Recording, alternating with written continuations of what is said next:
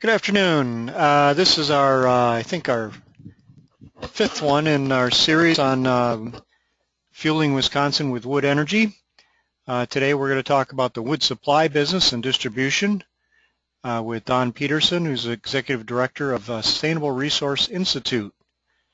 So he's going to talk about his experience, and I think it's a great opportunity in some cases to supply that wood fuel that people are going to want. Don?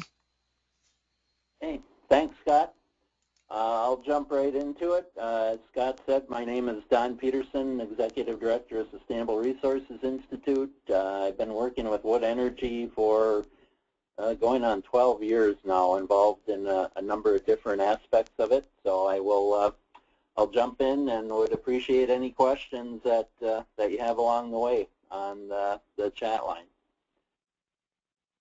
What I'm going to cover is fuel types, and then get a little more specific on woody biomass types slash the source they come from. I get into wood pellets, wood fuel availability, and then what you need for supply resources to actually implement a wood energy system. The types of fuel, manufacturing residue, which comes from some process. It could be from a sawmill, it could be from a secondary like a window or door manufacturer, or it can even be from a non-wood manufacturing industry that uses pellets or wood for some sort of packaging, and then they have that residue left over afterwards. A big one that's always talked about is logging residue, which would be the chips from the tops and branches after a logging operation. And then for some wood boilers, they will just burn firewood.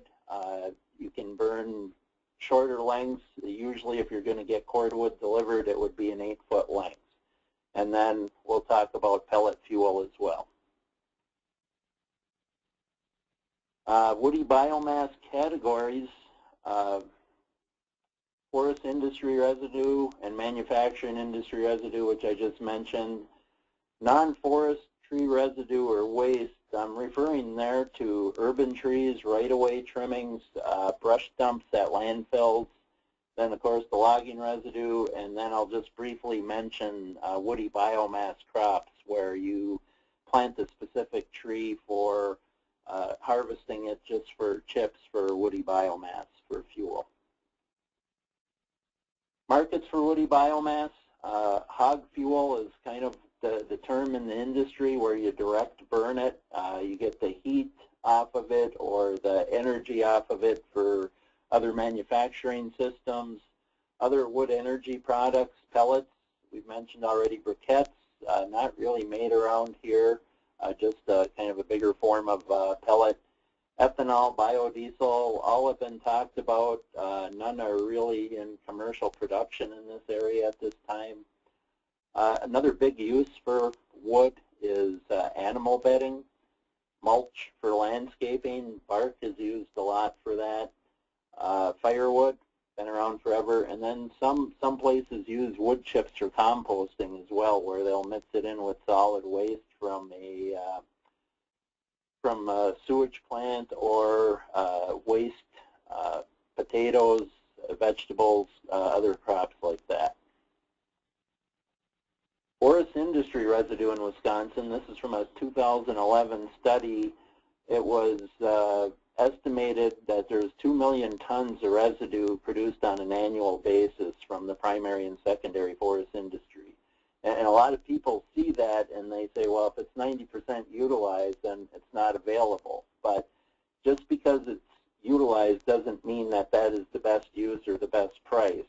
If you open up a wood boiler facility, within 10 miles of a major source of it and they were shipping it 50 miles previously, it makes more sense and it'd probably be more economical to get from that source. So just because it's utilized, in a lot of cases, some of them were, if not giving them away, getting a very low price for it. So if you have your wood boiler facility near a residue producer, there might be an opportunity. So just because it's presently utilized doesn't mean it might not be available to you. Mill residue from sawmills, typically sawdust. There's many different markets for sawdust. It can be used for animal bedding, as I had mentioned earlier. Also, it can be used to produce wood flour, which has a number of different uses, and it also can, well, wood flour can be used in composite material with plastics, and it can also be put into a number of other products. Bark is typically used for mulch or boiler fuel. You can burn it directly. And a lot of sawmills now, they have a chipper, in the slabs in the past where they might have cut it up for firewood now gets chipped up and will go to a pulp mill, or in some cases it's also used for boiler fuel. From secondary manufacturers, as I mentioned earlier, like door manufacturers, window manufacturers, or flooring manufacturers, you'll have the dry sawdust coming from those operations, and then you'll also have like edgings, odds and ends pieces, and a lot of times they will chip those up or hammer mill them for an easier product to get rid of. Once forest industry residue, some of the mills, if you go back 40, 50 years, it was just considered waste, and they would push it into a hole in the back 40 or just pile it up and let it rot. There has been a lot of increase in uses. As I mentioned, animal bedding and composites, and the pulp mills, where in the past they weren't using the chips, now are using chips directly from sawmills as well. So there's a couple different things that have led to a demand for this, one being that there's all these different products used, but also there has been a decline in the forest industry as a result. There's not as much residue produced today that there was 40 to 50 years ago. And a lot of that has to do with a number of our secondary industry companies moving to Asia. So there's been not only more of a demand for the residue, but there's been less residue produced by the forest industry from the manufacturing process. Non-wood industry, this is what I had talked about with the pellets and what is commonly referred to as dunnage. There is 375,000 tons produced annually. Estimated 230,000 tons are utilized. Another 145,000 tons are disposed of or landfilled. And a lot of those that are landfilled are small operations where it might be less than a ton a year, and it's hard for them to capture it. There might be more expense in trying to utilize it than in disposing of it. But it's estimated in the survey that was done of these companies that there's over $2 million spent annually on disposal costs for that is not utilized. Another interesting source of biomass is urban or suburban wood, and this could come from tree trimming operations in a city. It could come from right-of-ways, and with emerald ash borer, that has become more and more of a subject. And I think there's a lot of potential here. There's estimated 292,000 tons. I think that's probably a low estimate. So I think there's a lot of potential here. And one thing I'm going to cover, we did a demonstration in 2010 on urban logging. And what that was bringing mechanized logging equipment into an urban situation, rubber-tired harvester and a forwarder that could cut these trees, process them, and remove them very efficiently. Of course, you're going to have issues if you have power lines or other obstacles to get around. This isn't a one-size-fits-all, but there are a lot of instances where this type of equipment could prove to be very efficient. And another thing that has always been talked about is how can you market those trees that have been cut down? And one of the problems with hand cutting these trees down is the tree service or municipality might only cut a couple trees here and there, where if you have it all organized and planned out to cut several hundred trees at a time, you'll get enough volume where you can market not only saw logs, pulpwood, but also biomass chips. And there's some potential cost offset. It wouldn't necessarily be where these municipalities or owners, landowners would realize any profit from it, but at the very least it could help offset some of the costs. And this is, I've got a few slides here just showing this demonstration we did in 2010 in Oak Creek, which is the southernmost suburb of Milwaukee. We went in for 5 days under a Forest Service grant, Wood Education Resource Center grant, just to see how this would work. And you can see down the road, let me see if I can handle the pointer here. Right here is the harvester cutting a tree down. You can see the top of the tree right there. And then all these trees had been cut down previously. And we have a guy right here measuring, just checking on our utilization of the trees.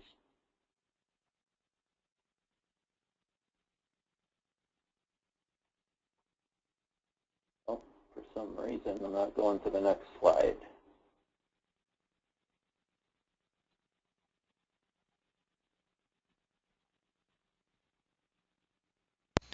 Try using your, you can right click and then and hit next. I got drawing tools that came up. I didn't get a next. Right click. Oh, okay. Now I got the drawing tool up there.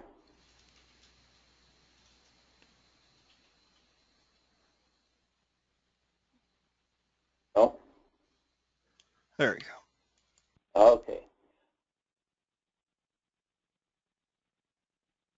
So here's another shot of cutting a tree down.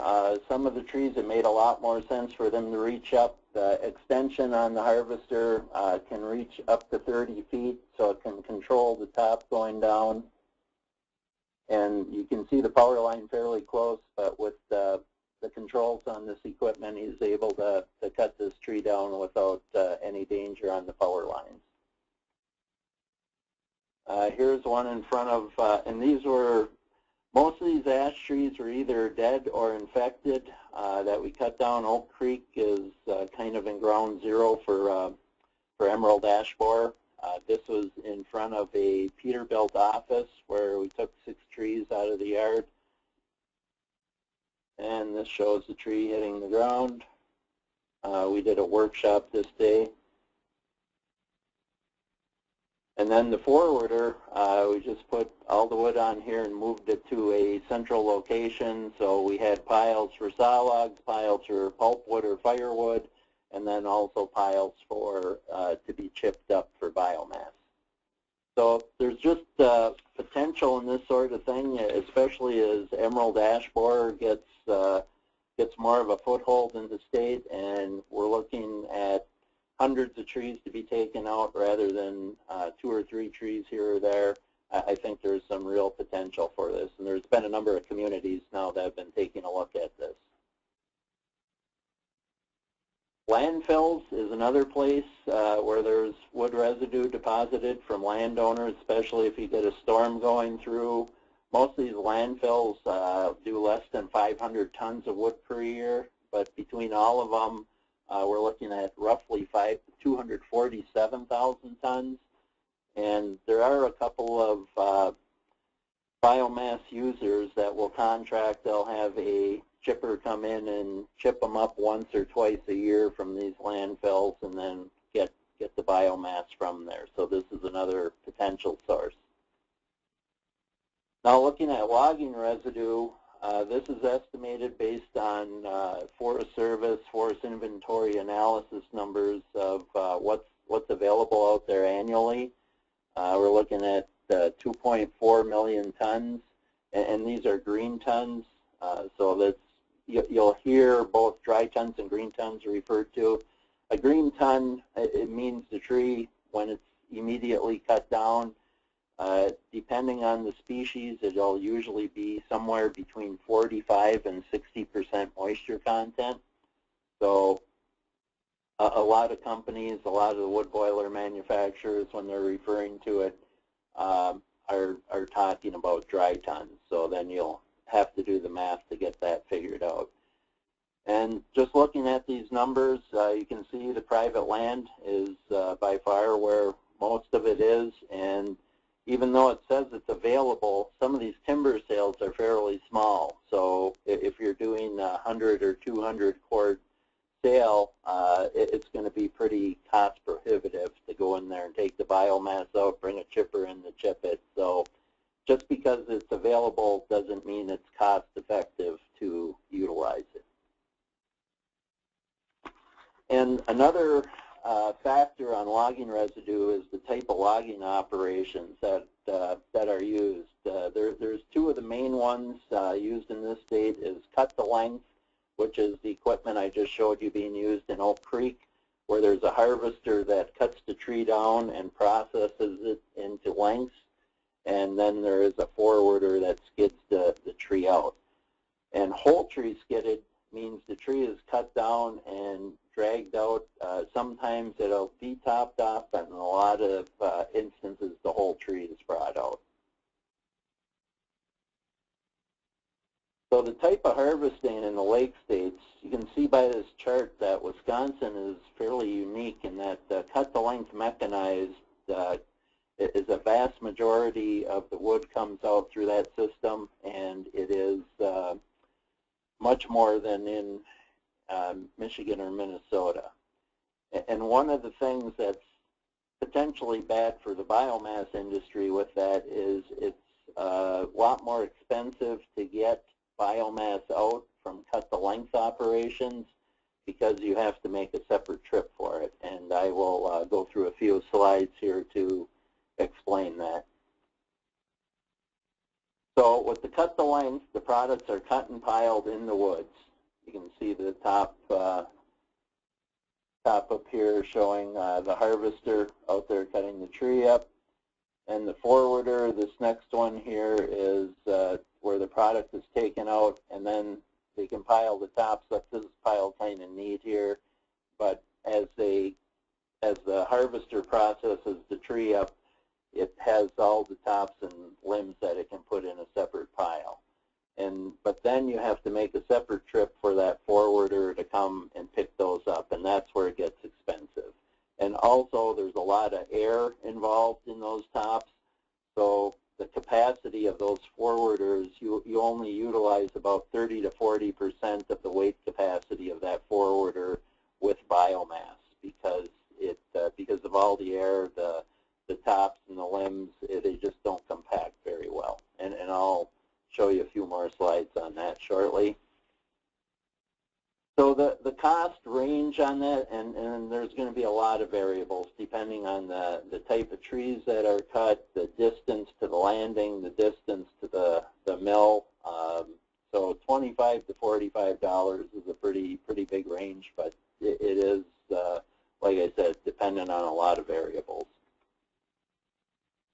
The whole tree cutting and removal, you usually, and you don't need to, both of these systems, the cut the length and the whole tree can involve a chainsaw, and there are still a lot of chainsaw companies out there, but they don't cut near the amount of wood that the mechanized systems do. So with the mechanized felling is the machine cuts the tree down, usually bunches it, a grapple skidder will come and pull it out, and then the wood is processed on the landing, either with a slasher, with a chainsaw, and then the tops could be put through a chipper. So in the past, it's even occurred, this shows a landing right here where the tops are left after all the pulpwood and saw logs have been taken out.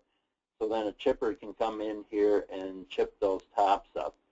One of the issues you have with this is that you're dragging these trees through the dirt, and you'll get dirt accumulation on the wood, and that's not a good thing for some of the systems that burn wood.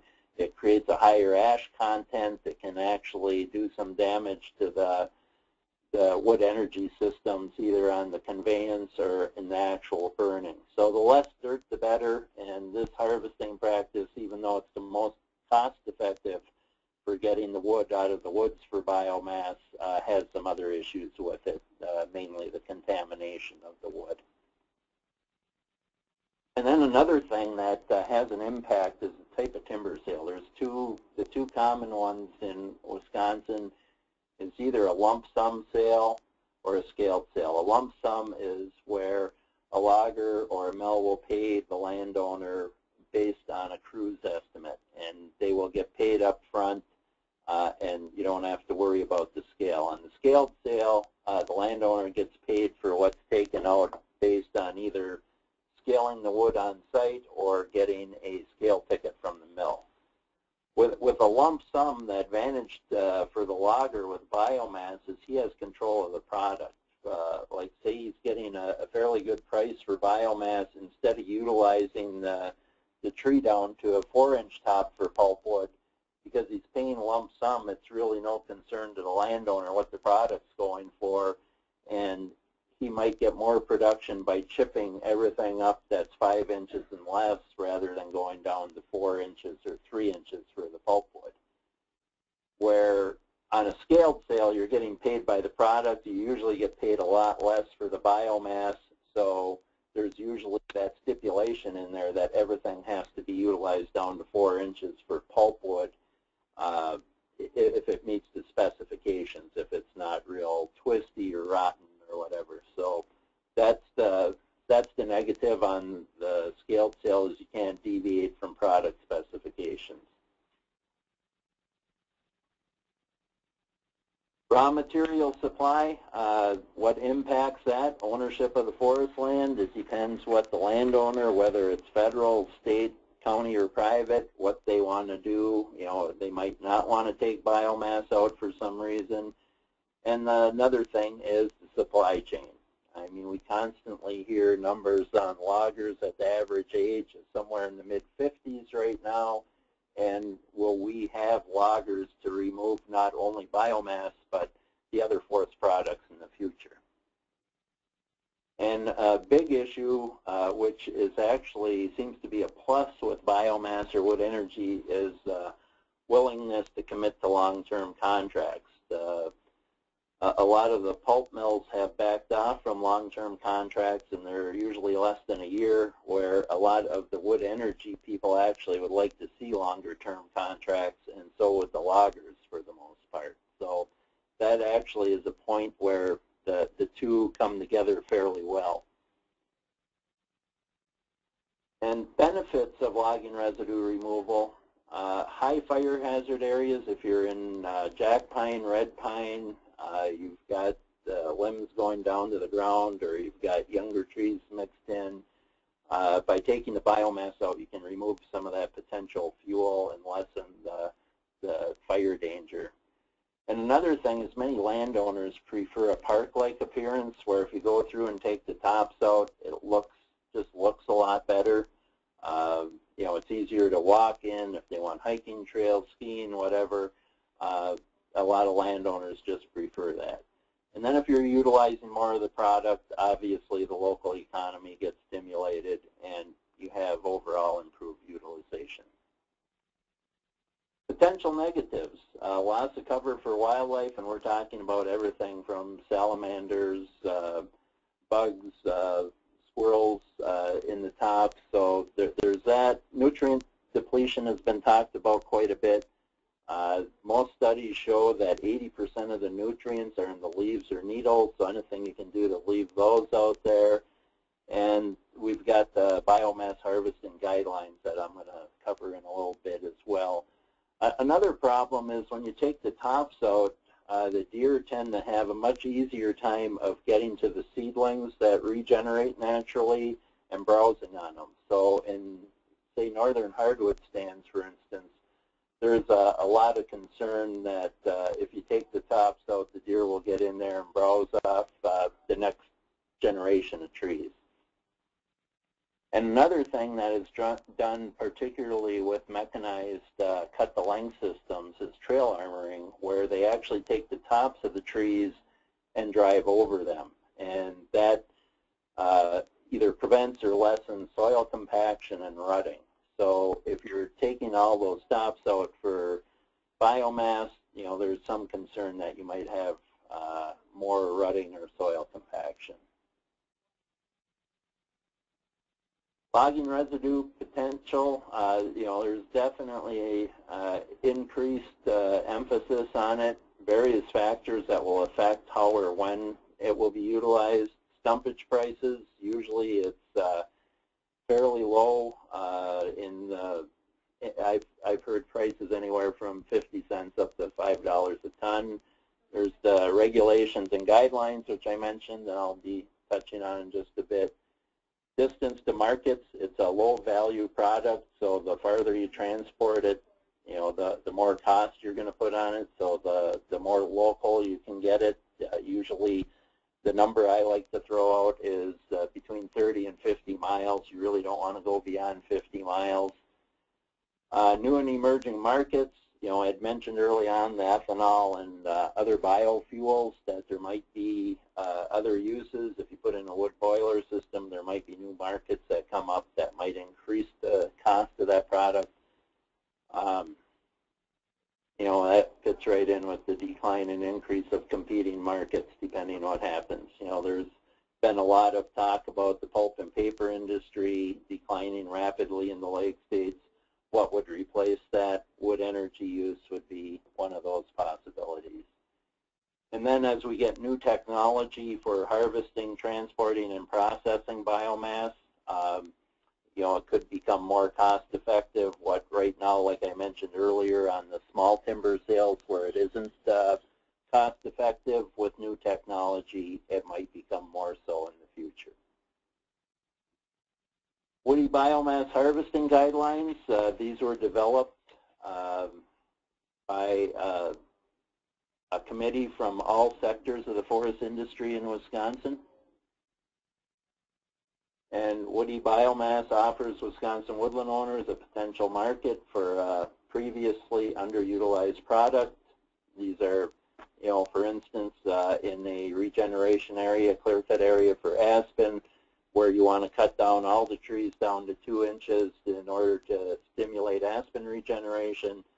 Those trees from 2 to 5 inches that previously might have just been cut and left there now could be utilized for biomass.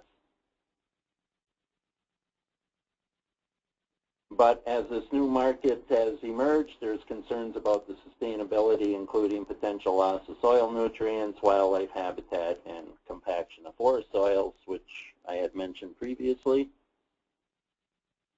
The Council on Forestry recognized this need and came up with these guidelines. And just the question is, how long has biomass harvesting been occurring in Wisconsin? I mean, it's been all the talk now for about the last 5 to 7 years. So what would be your thought on, how long has it been around? And the answer to that would be 50 years. It's there has been a number of companies that have taken whole tree chips. It might not have always gone for heating fuel within a plant, but whole trees have been utilized for over 50 years in this region. And even going back farther than that, when you think about firewood, a lot of the firewood users will go down to 2 inches in diameter. So depending on how you look at it exactly, but in terms of whole trees, whole tree chips going to some of the pulp mills, that's been going on for over 50 years. And I was part of a study back in 2010 where, everybody was saying how much is actually out there, and nobody seemed to know. So we got a grant from Focus on Energy where we actually went out in the woods and measured the dry tons per acre, where we actually put a 6-foot wide strip and we would go for 200 feet, mark that out, and we would weigh everything within that strip and then calculate it to dry tons per acre. And we did that also by taking samples, drying them down to figure out what the moisture content was, and then from there figured out the dry tons per acre. And on this chart, timber type, the A stands for aspen, and you can see we got a range on the aspen from 13.4 up to 24. And then MR is red maple. Again, we got a range here on the two sites we looked at, 25.7 to 18.8. OR is red oak, and that is 28.2, the one we did there. And then jack pine is 29.1 and 18.9. And what the biomass harvesting guidelines say is you want to leave 5 tons per acre, 5 dry tons per acre. So as you can see in this type, in a regeneration harvest, also known as a clear cut, you've got plenty of biomass out there to take out, which would make it economical to go in with most operations. Selective harvest, this is what's done in northern hardwood stands, maple, basswood stands. And as you can see here, the numbers are much lower, and part of this is, you know, on the regeneration harvest, you're looking at removing all the trees. Selective harvest, you're going in and just removing select trees that typically are marked. So on the high end here, we have a 12.4 down to 4.1. So we actually had three stands here where it wouldn't even be worth it because it's either at or below the level of 5 tons per acre. So most of the opportunities for biomass removal are going to be in the regeneration harvest. You also, if you have re-entries like I had talked about to go back in to take the biomass out, you have increasing issues with maybe residual stand damage or rutting or soil compaction. So, and it depends a lot on the stand and what you're doing in there. There are some areas, like if you get up to this 12.41, where you might be able to justify it, but in this timber type, typically it's going to be questionable whether you could remove biomass or not. Another thing to look at in this type, which one mill in particular has done, is they take out what they call fuel rods, where I said that they utilize down to 4 inches typically. If, while that processor is, or harvester is out there cutting, they can cut maybe 2 or 3 more 8-foot sticks out of the top down to a 1 or 1.5 inch diameter, and they pull those out of the woods in 8-foot sticks, and then they can either chip them up on the landing or transport them to the wood energy facility to be chipped there and burned. And the advantage to that with those 8-foot sticks of that smaller diameter is they can dry out, they'll have less moisture in them by the time they're chipped, and your BTU value will be better. Thinning harvest, these are in even age types, but they're doing intermediate thinnings, which is similar to the selective harvest, and you can see the numbers here are kind of the same as the selective harvest. The OR PW is red oak, white pine type, and PR is red pine plantation. So you can see that there is some here, but not nearly what we had in the regeneration harvest.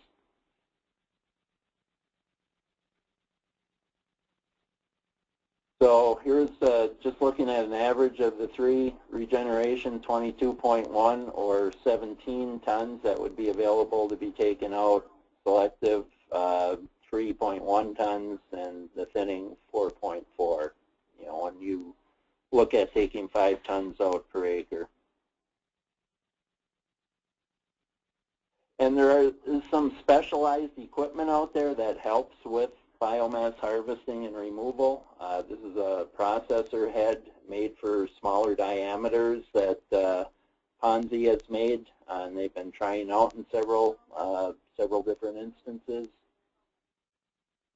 There's a bundler made by John Deere. It was tried in this area. The cost effectiveness of it really didn't pan out. They have been using it in other areas.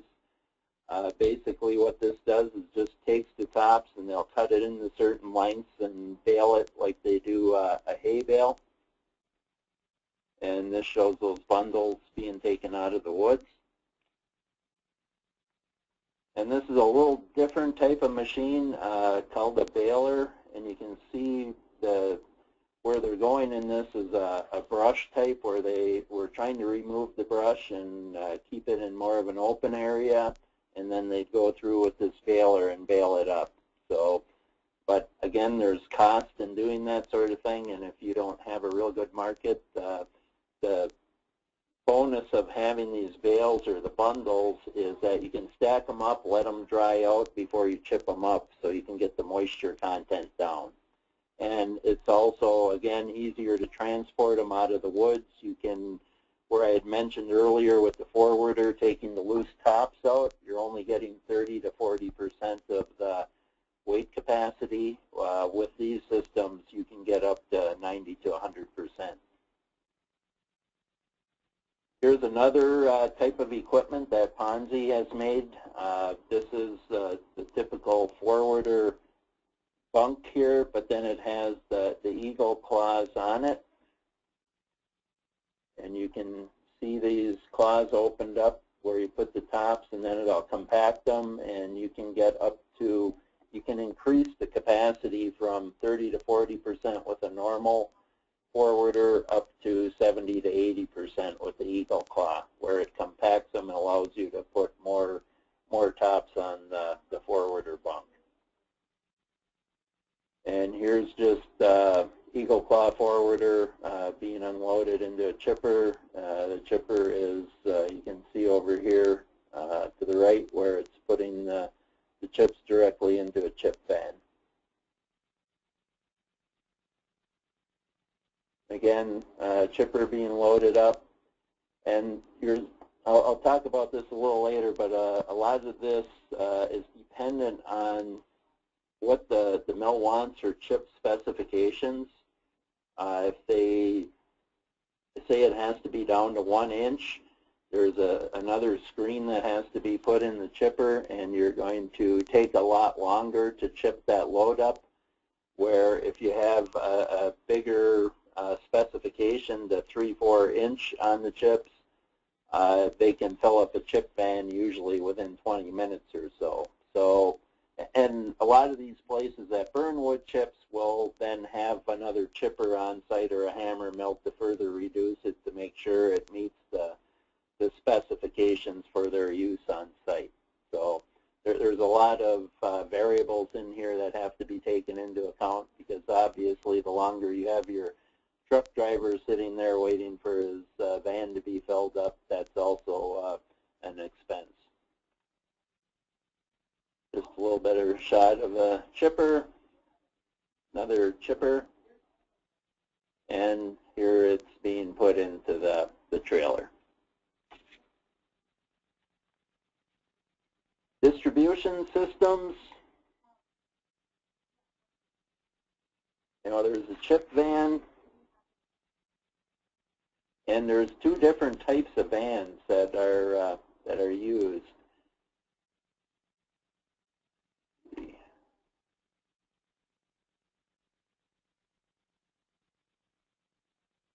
So this is a walking floor trailer.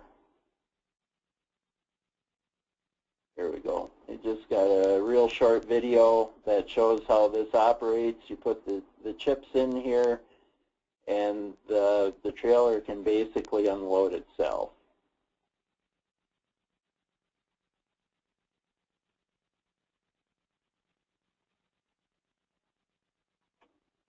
Oh.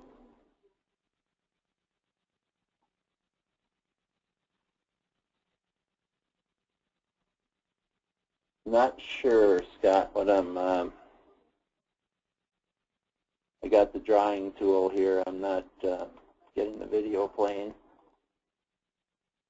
Yeah, I think you may have to turn off the drawing tool to make it work. Okay.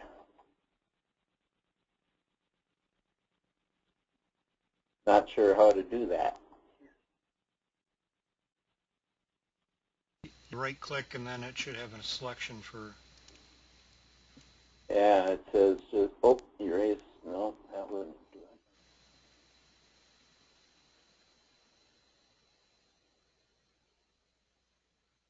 Uh-oh. That wasn't good.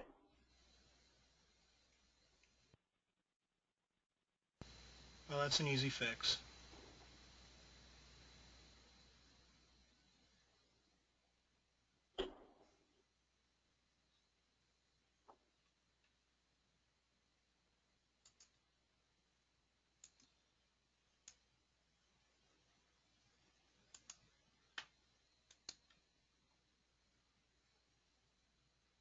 Well, I think I'll just move on. I don't know how to get this drawing tool off. Oh, there we go.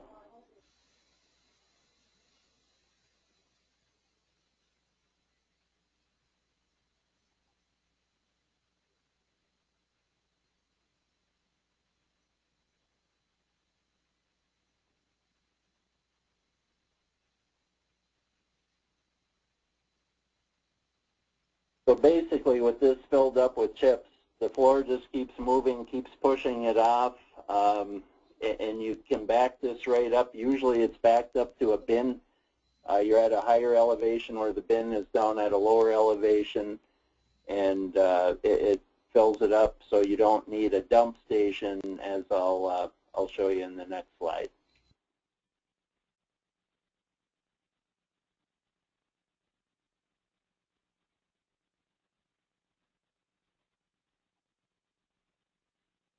And here's a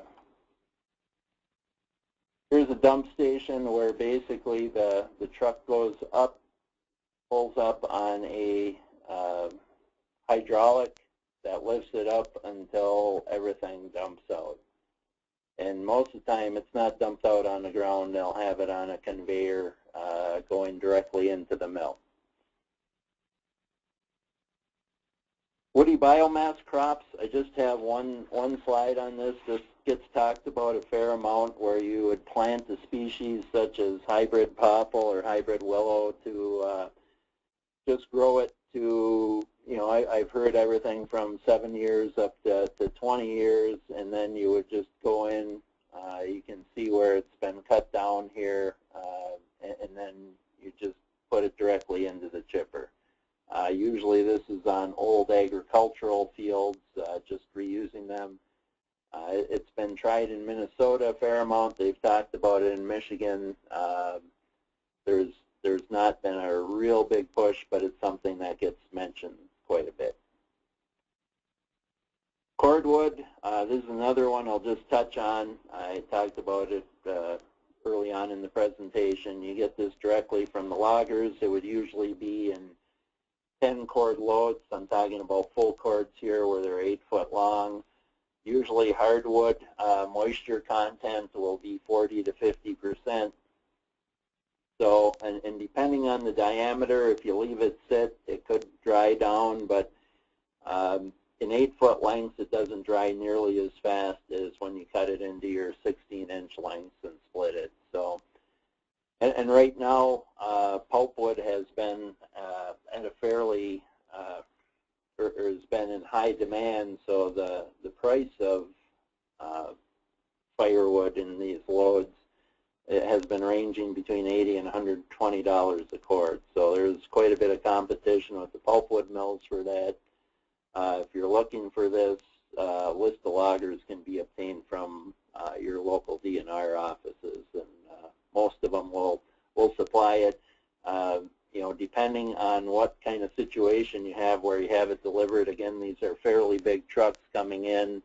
They want a lot of room to come in and turn around and unload and not have the hassles of power lines and that sort of thing. So even though they might be able to get more for firewood, a lot of loggers are skeptical just because of the unloading situations, and it's easier to sell it as pulpwood. Getting into pellets, there's residential or premium pellets. There's different ways to get them. The most common is in 40-pound bags, and you can get them on one-ton pallets where they'll pile up the bags on the pallet and shrink wrap them. Tote bags up to a ton that you can put in a big bag and then just take the pellets out of there, or you can have them delivered bulk, which I'll have some slides on that as well. The commercial pellets, which would be used at power plants or other commercial facilities, there isn't a big demand for it in this country yet, but there's quite a bit demand in Europe, where a lot of the big pellet plants on the East Coast are shipping their pellets overseas to Europe to use. And they would typically be sold in bulk, but they can also be in totes. There are a few places, commercial facilities up here that use pellets, but it's not a big use. Here's the raw material that has to go into the pellets. Looks like sawdust, not always. Like I said, there's a lot of demand for sawdust these days, so a lot of the companies that do make pellets will take the roundwood out of the woods and chip it and hammer mill it and basically turn it into sawdust before they can make pellets out of it. Here's an example of premium pellets. And a question that always comes up on pellets is the hardwood and softwood. Say, hardwood versus pine pellets, and what produces more BTUs.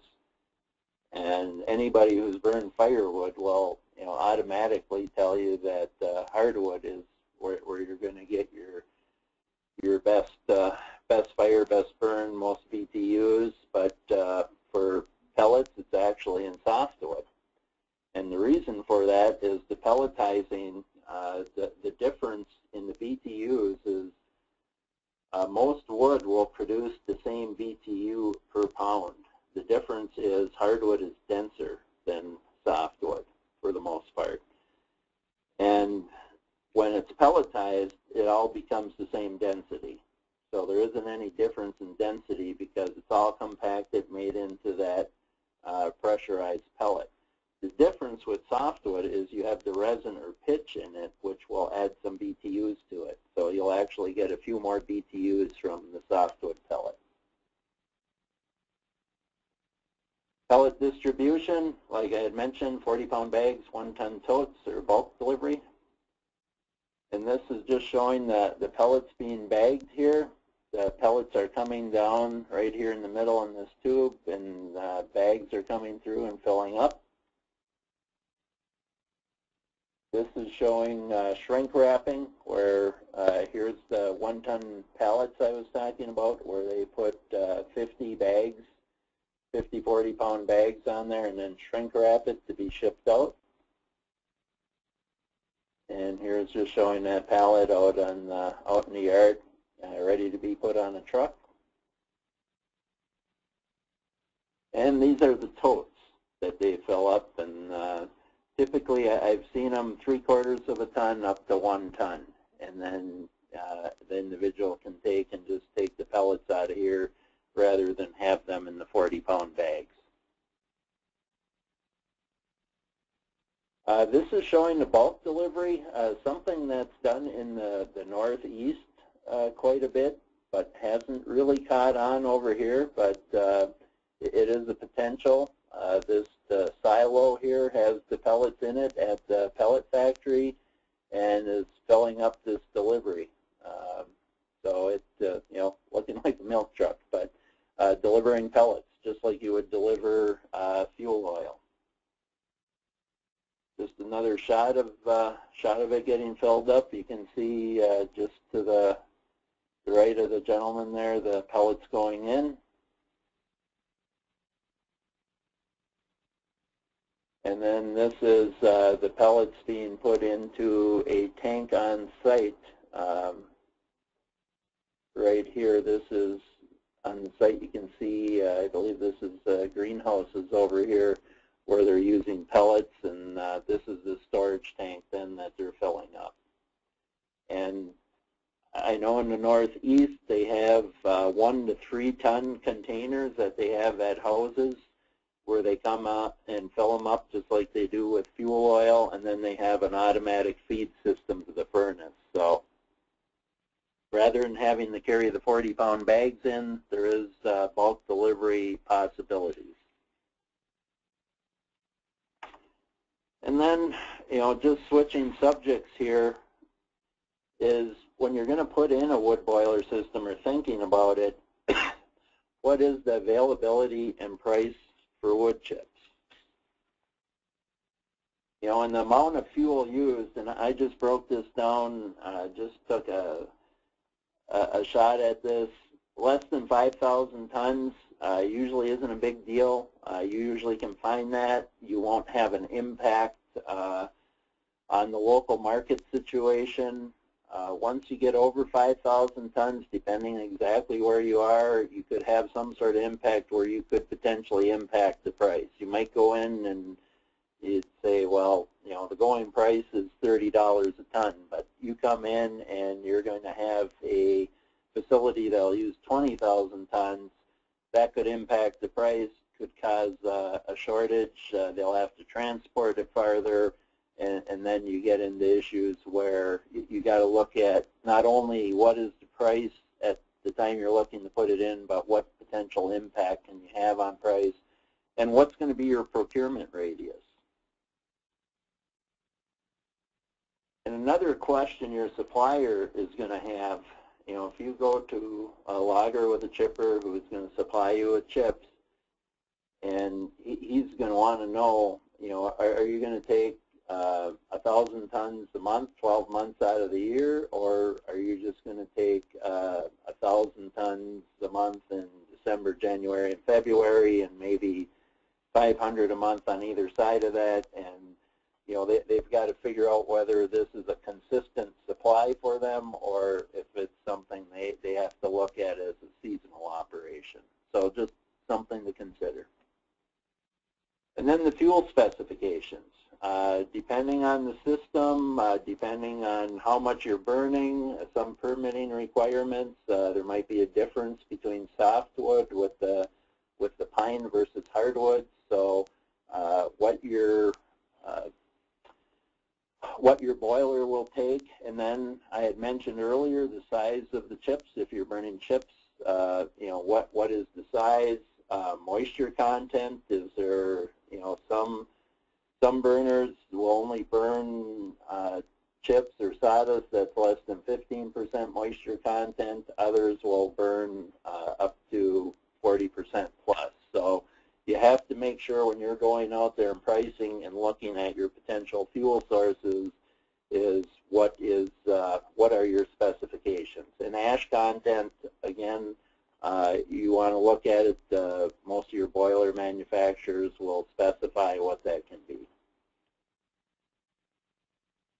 Ash content typically on clean chips, you're looking at less than 1%. Biomass chips with a cut-to-length system where you're not dragging it through the dirt, you're looking at 3 to 5%, and biomass chips, whole tree from a whole tree operation, 4 to 8% is the range.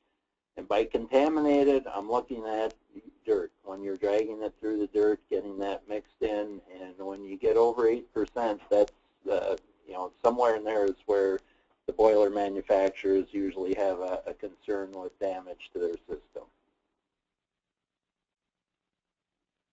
And the reality is, what are you looking at for a procurement radius? How far out can you go? Like I said, the transportation can add a lot of cost to it. What's really available in that radius? You can get inventory data that says there's this much wood out there, but in reality, what is really obtainable? And then, the biggest question is at what price? At what price can you get that consistently, sustainably, and all things you need to look at before you jump into a wood energy system. Potential sources of woody biomass is something you also have to look at. I had talked about all the various sources out there and what might be available. Typically, your logging residue is going to be your most expensive. So you got to look at, in your procurement radius, what's really available. Just for an example, the Domtar Plant in Rothschild, 50 megawatt, they predicted they were going to be using 500,000 tons of biomass annually. and they're actually over 600,000 tons right now, and they were thinking that probably 80% of that was going to come from logging residue. But in reality, they've got a lot of that from land clearing operations for development or conversion to agricultural fields, residue from various forest industries, and also some urban wood or brush dumps from landfill. And this was an article that was in the Stevens Point Journal just last year saying that they are only getting 10% of fuel from forest waste, which in my world is a nasty term to use. It's called forest residue. It's not really waste. It's being utilized by the environment if it's left out there. But the point here is that 10% of what they're using has come from logging residue. And I think that's gone up a bit now, but it's still under 20% the last I heard. So things can change a lot. Obviously, you're going to get your fuel from the cheapest source and what's most available. So things can change. You might project one thing, but then when you go out and actually get started up, you might find that there's other sources out there. Manufacturing and other is you have to identify those sources. As I mentioned, there was some of the manufacturing residue that's still being brought to landfills. If you can help them out with a plan for getting it, maybe site a trailer at their facility to fill up, you might get it at a fairly reasonable cost. You might only get one trailer full a month, but you got to do a cost-benefit analysis there. Facility location, specific radius and county analysis, analysis by ownership, and what's the existing and projected competition. What's out there that's utilizing that resource now, and what are potential new companies that might be coming within your procurement radius. And, you know, as I stressed, what's potentially available, really available, and at what price.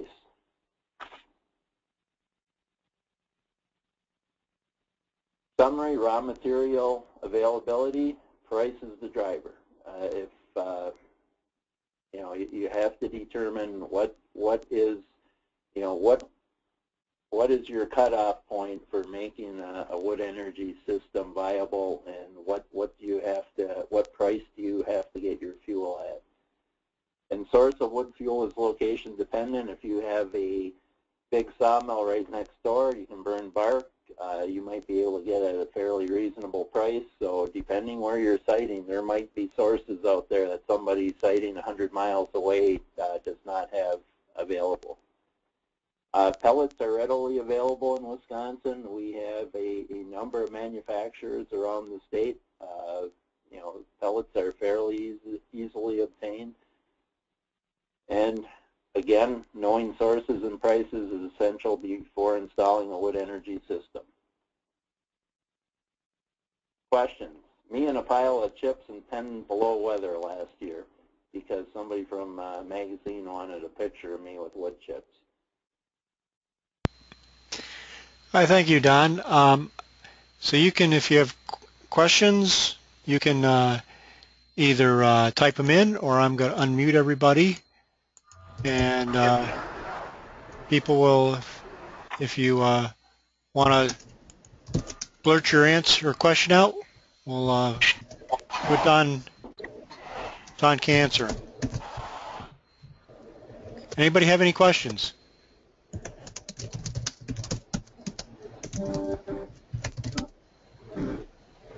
I'll put up a resource screen here, list the State Wood Energy Team, with which both Scott and I are part of, a joint effort around the state. DNR has their Forest Product Services team, and then also the Forest Service Forest Products Lab has a Forest Products Marketing Unit that provides assistance as well. So do you have any questions?